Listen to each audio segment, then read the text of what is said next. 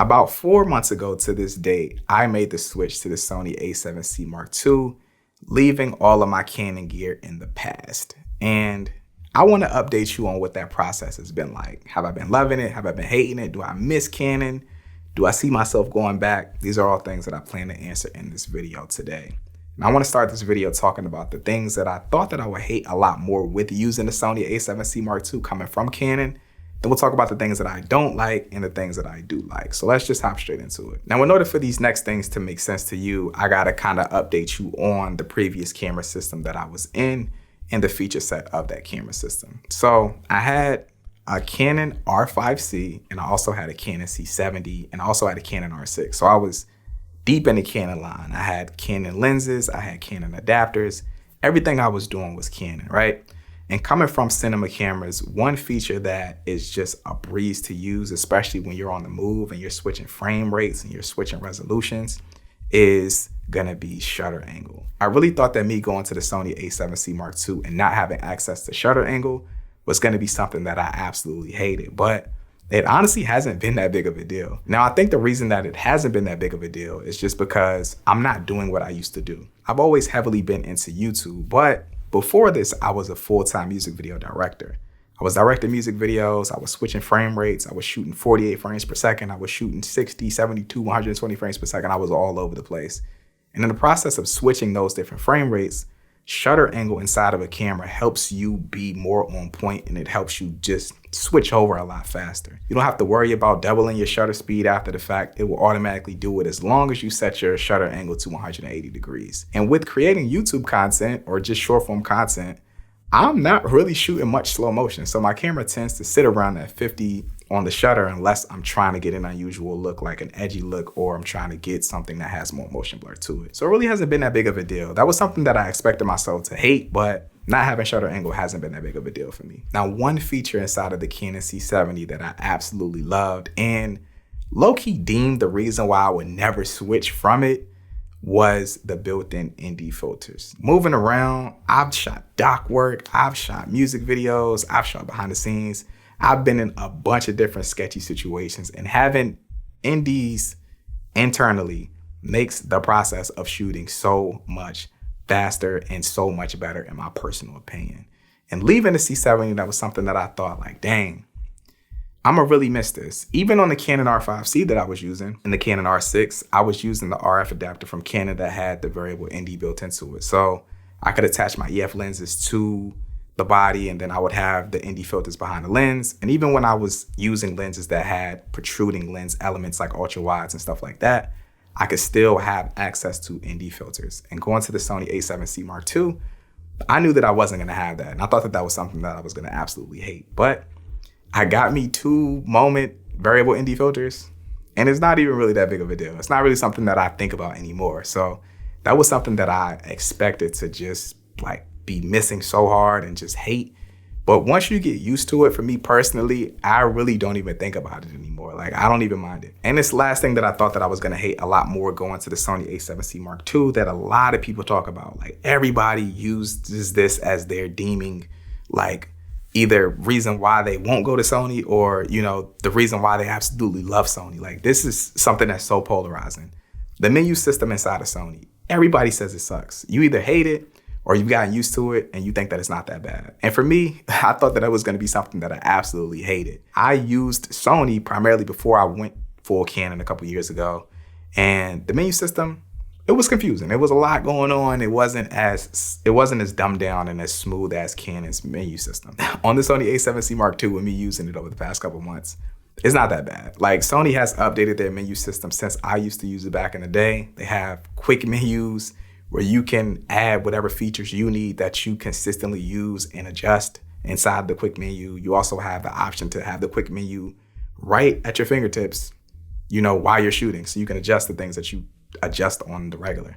It's not that big of a deal. You know what I mean? Like, if you actually use your camera, you will get used to the menus. I promise you. That's something that I thought that I was gonna hate, but it's not even really that big of a deal. Now, with those things out of the way, the things that I thought that I was gonna dislike a lot more than I actually do, let's talk about some things that I actually do dislike. Now, these things might seem extremely nitpicky, but it's always gonna seem nitpicky when you're talking about the things that you do on a regular. You know what I mean? These might not even apply to any of y'all, but I gotta talk about them because they apply to me and I don't like them. Now, coming from every single Canon body that I've pretty much ever owned, this thing upsets me and it's something that is so annoying while I'm using this on the day-to-day. I hate the fact that this camera doesn't have a joystick. If you're trying to move your autofocus box around or you're taking photos, having a joystick on your camera makes that process so much faster. And the fact that this camera doesn't have it, I don't like it. It's something that's annoying to me. I wish this camera had a joystick. Now, something that is even more niche, like a lot of people probably don't even use this feature, but for me, a person who creates content by myself the majority of the time, this feature is huge and I wish that Sony would update it. And a lot of people probably don't even know that this camera doesn't have it. Okay, let's get into it. So as a person who does content for themselves, right? You take photos of yourself for thumbnails, for social media content. It's a bunch of different ways you can do that, right? You can do the self-timer, but the majority of the time for me, I use interval shooting, where you can allot the camera to take a specific amount of frames over a consistent amount of time. So let's say you want the camera to take 50 pictures, but you want it to be 2 seconds in between every single picture. This camera does that. It does interval shooting, but the thing that this camera does not do, that my last couple of cameras have done, and other Sony cameras even do this, it's just not possible inside of this one. I've dove through tons of forums and hopefully I'm wrong. If you know how to fix this, please let me know down in the comment section. The thing that this camera does not do is that it doesn't refocus on every single picture. And this is a headache for somebody who does content for themselves. Like, think about it. I'm trying to take pictures for a thumbnail, right? And I want to get a bunch of different looks and I want it to be fast. I'll start interval shooting, and on every other camera, the camera will just fire off pictures, but on every single picture, it'll refocus. So if you set it to eye track and autofocus, it doesn't matter if you go over here on this side of the frame, it doesn't matter if you turn your head this way, go back, forward, whatever. It's gonna refocus that frame every single time, and it's gonna make sure every single picture is crispy. And this camera will just focus the first frame, and then every other picture after that, it will just continue to have the focus at that same point. And it just doesn't work. Especially like, say, I'm trying to take a picture like 20 yards away from the camera. It sounds like this would be something that I wouldn't do, but I actually do things like this. It'll focus close to the lens because I'm up close to the lens starting the interval focusing, and then I'm going back 30 yards and it's just stuck with the focus here and I'm way back there and it's like I can't even use the pictures. So this feature is something that is so niche to me, but it's something that I use so regularly being a YouTube content creator, being a content creator in general. I can't take pictures of myself. My thumbnails be in the way.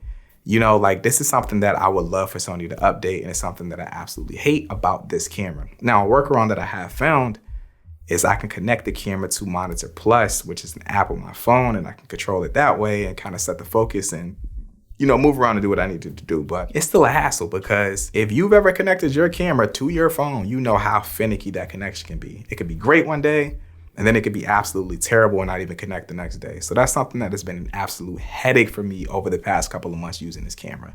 It's even got to a point where, like, I'll just start a recording on the camera and just try to pull a frame from the recording because I don't feel like going through the process of connecting my phone to the camera to try to take the picture.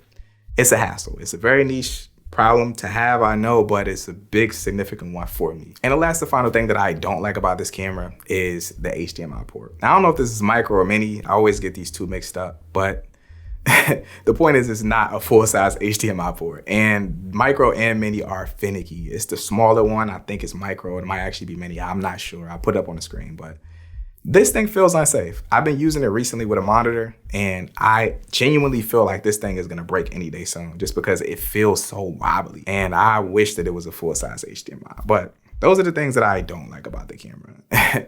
It's tons of things that I do like about the camera. It's been extremely fun to use over the past couple of months. And before I get into those, I wanna tell you about this solution that I found for some problems that I've been having throughout my filmmaking career. Now, back when I used to shoot music videos, I would need footage for backgrounds inside of green screen shots that I have been doing on sets. Even on my YouTube channel, I've needed transitions. I've needed animated titles.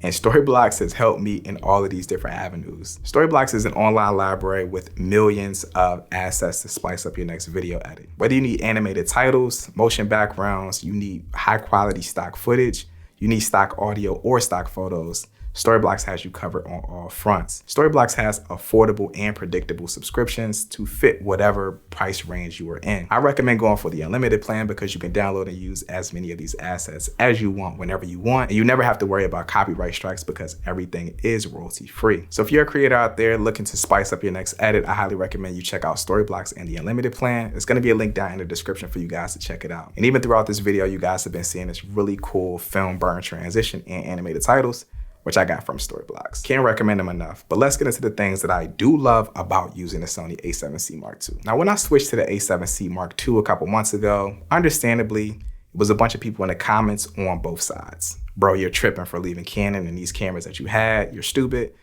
Bro, you made the right decision. I love this camera. For me, I knew I wanted to switch into this camera because I was transitioning from doing music video production a lot into doing a lot of content creation. And I feel like this camera just fit me a lot more for what I'm doing right now. The first thing that I love about the Sony A7C Mark II is the image quality. Like almost every single time, probably 99% of the time, I shoot something on this camera, I love it. I think the image that comes out of this camera is freaking superb. It looks great, it's crispy, the colors are nice. Like, I just love the image that comes out of this camera. And to me, it's so surprising because it's such a small camera body that shoots straight into SD cards. Like, it's so wild to me. The next thing that I love about using the A7C Mark II, especially for what I'm doing right now currently, which is creating content, is just the size, man. Coming from the Canon C70, or the Canon R5C, which are small cinema cameras in their own realm, but they're still massive cameras compared to something like the Sony A7C Mark II.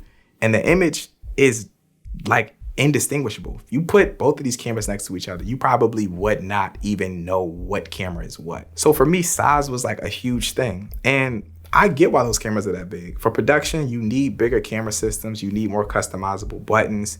These are things that are great and qualities for productions, but for YouTube content, for somebody who needs to take their camera to a bunch of different places, having a smaller camera body is always a plus, especially when you love the image that comes out of it. And the third and final thing that I've just been absolutely loving about the Sony A7C Mark II is the autofocus. Like, I feel like the autofocus is so reliable. It's been like finicky situations where I felt like, I don't know if the autofocus is gonna catch me right here. Like maybe it's a little too dark, or like maybe I'm doing something that has a lot of foreground elements.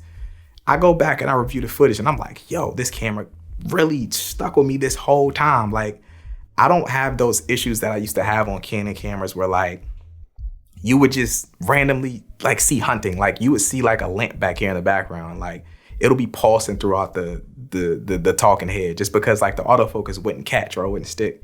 Like, I feel like this autofocus just don't miss, bro. Like, they said that they implemented AI, like AI features into the autofocus on this camera. I believe it because it is like so good. It's so consistent. It's fast if you want it to be. It's sticky if you want it to be. The autofocus on this camera for me has been unmatched, and it's something that I've just absolutely been loving. And as a content creator, something that I need. I know when I was behind the camera, I wasn't really relying on autofocus. A lot of my music video shoots, I would turn autofocus off and do manual focus the entire shoot. But for me filming myself, I need autofocus to be reliable. And I feel like this camera for me has been the most reliable camera that I've ever personally used. Now, with all of that being said, let's answer the looming question. Do I regret my purchase? Am I missing Canon? Or do I regret leaving Canon for the Sony A7C Mark II? I mean, y'all can guess it. Like, no, I don't regret leaving Canon and I don't miss it at all. It's not to say Canon's bad and Sony's better. It's just that this camera right here is working great for what I needed to do. And I feel like it's overperformed. Like, I can't even explain it. Like, I feel like me using this camera has been even better than I expected it would be. Over these past couple of months, I've been having so much fun. I feel like I'm getting so dialed in with the camera. I'm learning where I like to expose the camera at. I'm learning different color grading techniques. And I'm like, finally getting to a point where I feel like, dang, I'm very impressed by the way that this color grade looked. Not to say that I didn't have that on Canon. Like with my music video production, I felt like I was on point with what I was coloring. But for me filming myself, I never really felt like I got it to a point where I absolutely loved it. And I feel like I'm finally getting there with the Sony A7C Mark II. Like my last video I put out, I love the way it looked personally. Like this is all personal preference, obviously. But for me, I felt like I dialed those colors in the way that I wanted them to look. I dialed in the exposure the way that I wanted it to look, and I feel like I'm just getting so locked in with this camera, and it's been a breeze and a blast to use. Anybody in the market for the Sony A7C Mark II, I highly recommend it. I think that this is a phenomenal camera. I love the fact that it shoots to SD cards. You don't have to do the CF model. It's a small camera body. The Sony ecosystem is great as well. The 2 lenses that I have for this camera, I've been absolutely loving. The 24-70 f2.8 G Master Mark II and also the 20mm f1.8. These are the only 2 lenses I have for this camera, and like, I love them. Like, I love them, man. If you're in the market for the A7C Mark II and you're thinking about it, obviously rent it or, you know, weigh out the options to what's best for you for what you do. But if you're in the same boat as me, man, you will love this camera, yo. I think that it's amazing. For the price, the feature set, the size of the camera, the S-Log 3 to 10-bit, everything about this camera for me personally, with what I'm doing, creating content, it's been great. Do me a favor, man. Head down to the comment section below and let me know, what camera are you using and what camera do you love? I know there's gonna be a bunch of people in the comment section saying, I could never switch to Sony, the menus suck, or like the color grades. Like, let's talk about what we love. What do you love? What camera do you love? Let's talk about that and not what you hate, all right? That's what I want to hear in the comment section of this video, man. But if y'all enjoyed this video, man, drop it a like. I appreciate all y'all for checking out the content. But with that being said, I'm out, y'all. Peace.